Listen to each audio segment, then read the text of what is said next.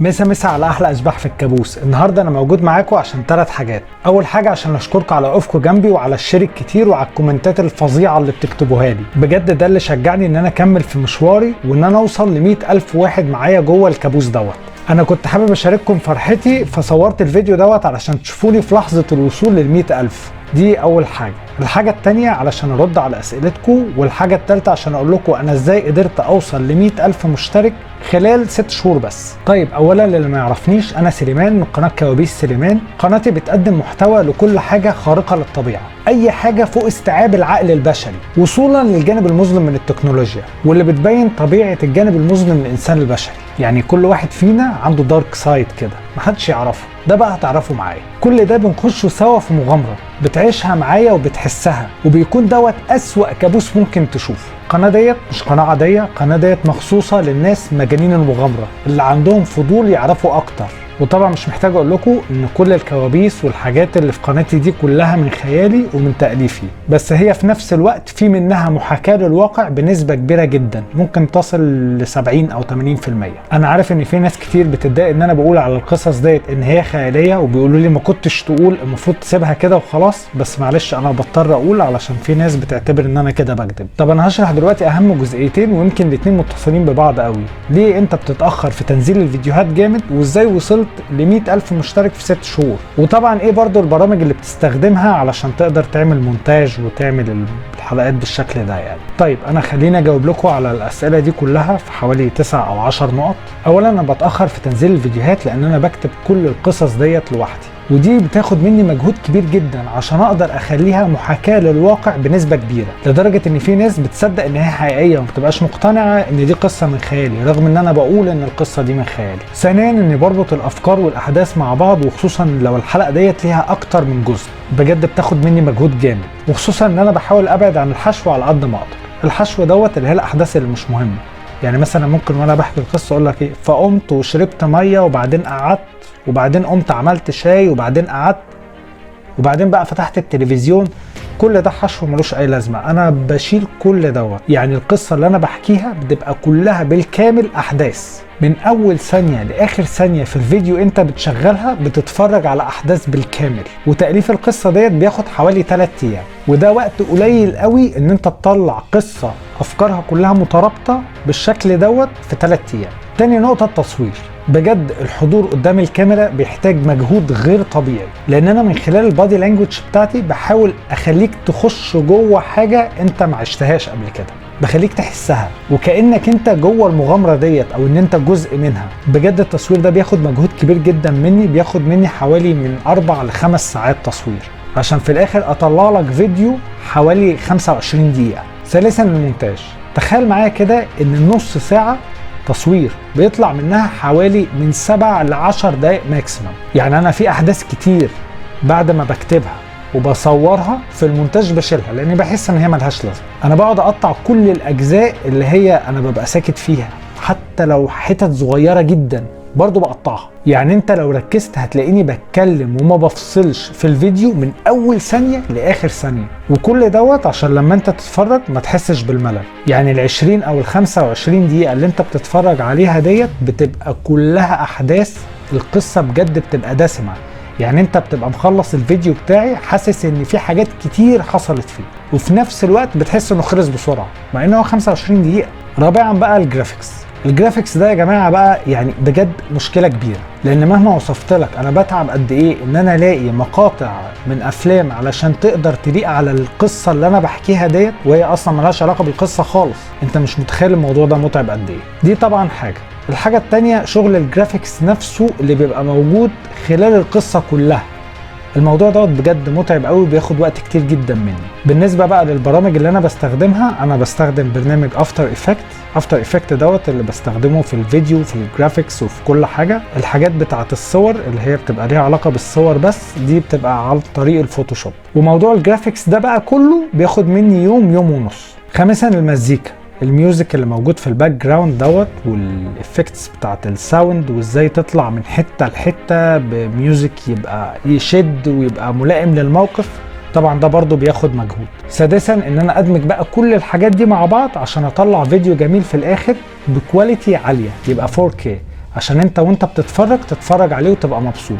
طبعا دمج الحاجات دي كلها وتطلع فيديو 4K ده بياخد وقت كتير جدا. سابعا بقى الكفر اللي بيطلع عيني علشان ان انا اطلع حاجة اكون طالع فيها تكون مناسبة للاحداث. الكفر بتاع البوستر دوت اللي بتشوفه بتاع الفيديو ده بجد بيتعبني جدا. واخيرا بقى بعد ما تخلص كل ده تبتدي ترفع الفيديو بتاعك. رفع الفيديو بقى دوت عشان ترفع 4 جيجا على اليوتيوب، الموضوع بجد يا جماعة رخم جدا. ده ممكن ياخد مني حوالي من 4 ل 6 ساعات عشان ترفع الفيديو. بس مش مجرد بقى ان انت بترمي الفيديو كده هو اترفع، لا انت لسه بتحط الديسكريبشن بتاعه وبتحط اسم الفيديو وتحط التاجز بتاعته وبتحط بقى الاند سكرينز وبتحط الكاردز اللي بتطلع في النص، وفي الاخر بتستنى بقى الفيديو لما يتراجع من اليوتيوب نفسه، وده بياخد لوحده حوالي تقريبا نص ساعة. بالنسبة يا جماعة لموضوع التاجز اللي في اليوتيوب، في برنامج بجد قوي جدا وده ساعدني جامد قوي اسمه فيديو ماركتنج بلاستر برو. البرنامج دوت بيطلع لك كل الحاجات اللي عليها سيرشات اللي ريليتد بالفيديو اللي انت بتعمله.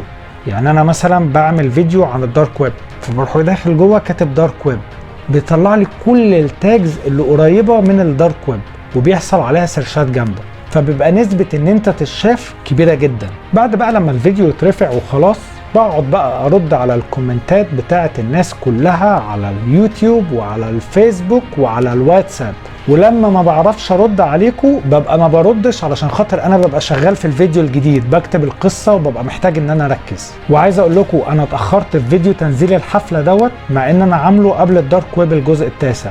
اتأخرت فيه علشان خاطر كنت عارف ان الناس الفضول هيقتلها عشان يعرفوا الدارك ويب الجزء التاسع ايه اللي هيحصل فيه، فسجلت الفيديو. وبعد لما سجلت الفيديو ما عملتوش مونتاج ولا اي حاجة، حطيته على جنب وقعدت اشتغلت في الدارك ويب الجزء التاسع عشان عارف ان دوت هيبسطكم اكتر، مع اني في نفس الوقت كان نفسي جدا ان انا اشارككم فرحتي. انا كل الحاجات دي بقى اللي انا قلتها وشرحتها بعملها لوحدي، وهو دوت سبب التأخير. عشان كده ما بقدرش انزل الا فيديو واحد كل اسبوع. وصلت لل100,000 في 6 شهور ببساطة لان انا بركز جدا في التفاصيل، والفيديو اللي بعمله ما برفعوش غير وانا مقتنع بيه بنسبة 100%. الحلقة اللي بعملها بتعب جدا جدا فيها، يمكن ممكن اطلعها بسهولة واسرع من كده واحط لك صورتين وخلاص، بس لا انا بتعب فيها قوي قوي قوي وبركز في التفاصيل جدا جدا جدا علشان خاطر انت لما تشوفها تعيشها تحسها. ده اللي بيميزني، ان انا مش بعمل اي حاجة وخلاص. لو انت عايز توصل برضو بالتشانل بتاعتك او بالكونتنت بتاعك اللي انت عامله، ما ينفعش تبقى زي اي حد. يعني انا في ناس بتبعت لي تقول لي مثلا انا عامل فيديو تحديات وعامل فيديو حلو ومحدش بيخش لي، انا بخش عليه ما عندوش انوفيشن، يعني ما فيش اي حاجة جديدة هو عاملها زيه وزي اي حد. طب انا هتفرج عليك ليه؟ ما انت لازم تبقى مختلف، لازم تبقى مميز، لازم تعمل حاجة جديدة. لكن انت بتعمل حاجة 100,000 واحد عاملها، طب انت فرصة ان انت تتشاف تبقى قد ايه؟ وليه يشوفك؟ ما في ناس مشهورة تانية بيتفرج هو عليهم. فبجد لو اي حد نفسه ان هو يوصل ويحقق بسرعة لازم تعمل حاجة مختلفة، ولازم تركز في التفاصيل. ما تعملش اي حاجة وخلاص، حتى لو هتتعب في الفيديو جامد، حتى لو مش هتنام، حتى لو الفيديو هياخد منك 10 ايام، واعمل الحاجة اللي انت بتحبها. ما تعملش الحاجة اللي انت شايف ان هي هتجيب مشاهدات وهتجيب ريفينيو كتير، لان انت مش هتنجح فيها. حاجة اخيرة، انا لما بشوف بجد الكومنتات بتاعتكم بجد والله ببقى طاير من الفرحة، مبسوط جدا بيها. برد على قد ما بقدر باللي برد عليه، وفي حاجات بشوفها بصراحة ما بلحقش ارد عليها بس بشوفها. فبجد يا جماعة انا بعتذر لكل واحد كتب لي كومنت حلو وانا شفته وما قدرتش ارد عليه. بالنسبة بقى لموضوع الدارك ويب، كله بيسألني هو الدارك ويب كده خلص؟ لا، هو لسه ما خلص. وخلينا اقول لكم اللي هيحصل. الحلقة الجاية هتبقى شمهروش الجزء الثالث، ودي هنزلها قريب جدا. وانا نزلت الحفلة مكان الحلقة اللي كانت المفروض تنزل. انا عارف ان ده مش هيعجب ناس كتير، بس انا بجد لازم اشارككم الفرحه بتاعتي. يعني الحلقه بقى اللي بعد شمهروش دي هتبقى اخر حلقه في الموسم، والحلقه اللي هتربط كل الكوابيس اللي فاتت ببعض. يعني بجد دي هتبقى حلقه مهمه جدا. الحلقه هيبقى اسمها كابوس سليمان في اول ليله لاكتمال القمر. اتمنى ما اكونش طولت عليكم واكون جاوبتكم على كل الاسئله، وبجد بشكركم على تعبكم معايا وعلى وقوفكم جنبي وعلى الشير اللي انتوا بتعملوه. اسيبكم على الحفله.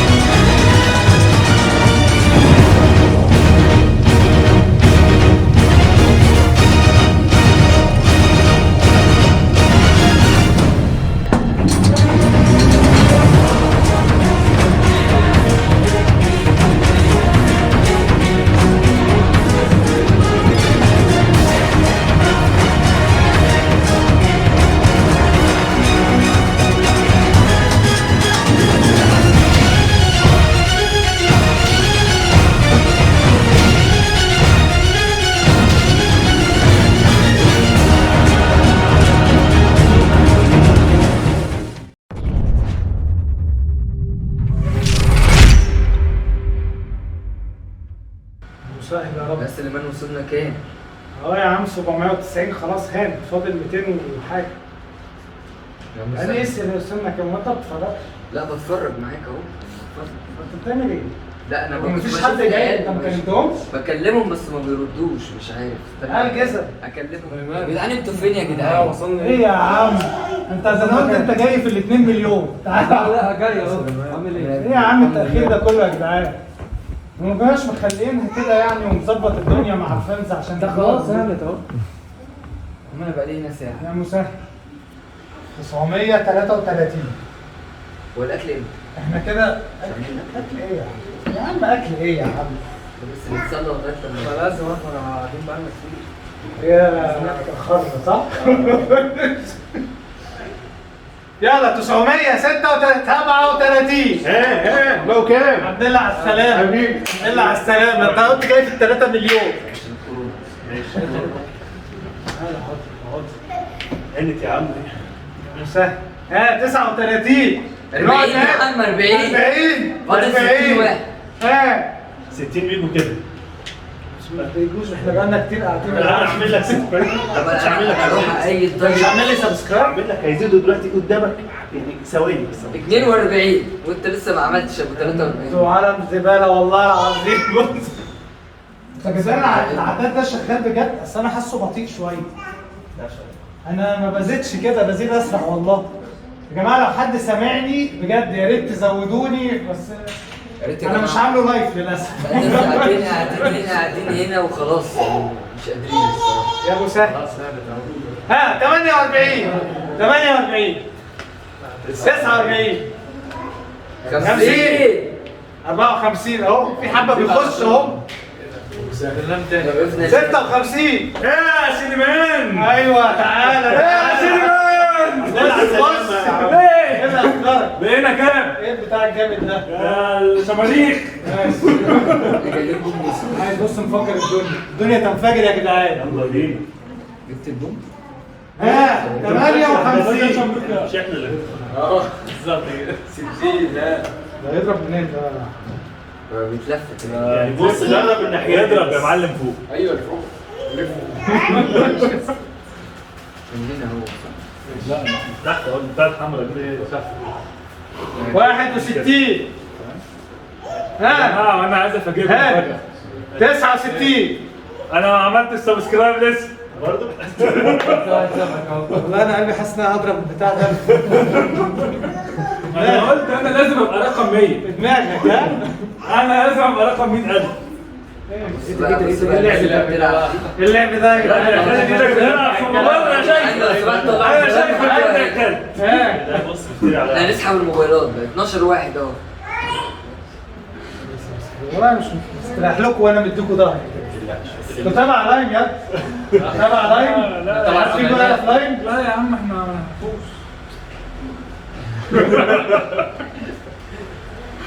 90 ها 91 يعني انتوا بقى يا جماعه كاونت داون معايا. ماشي 9 ها يلا انا قلت لكم كنا المفروض نعمل البتاع ده لايف عشان نشجع الناس. 92 92 ها 95 يا عم. ولا 5 يلا يا جدعان 4 يلا 96 ها فاضل 4 97. انت هتضرب البتاع ده فين؟ استنى يا ابني اعمل لك السبسكرايب ال 100 اهي. اضرب. ها 97 لسه تعملهاش دلوقتي. ها ها ايه يا جدعان يلا. انتوا ولا ايه؟ النت على فكره انت مشكلة نت مش مشكلة تانية. ها يا عم اتحرك بقى اتحرك والنبي.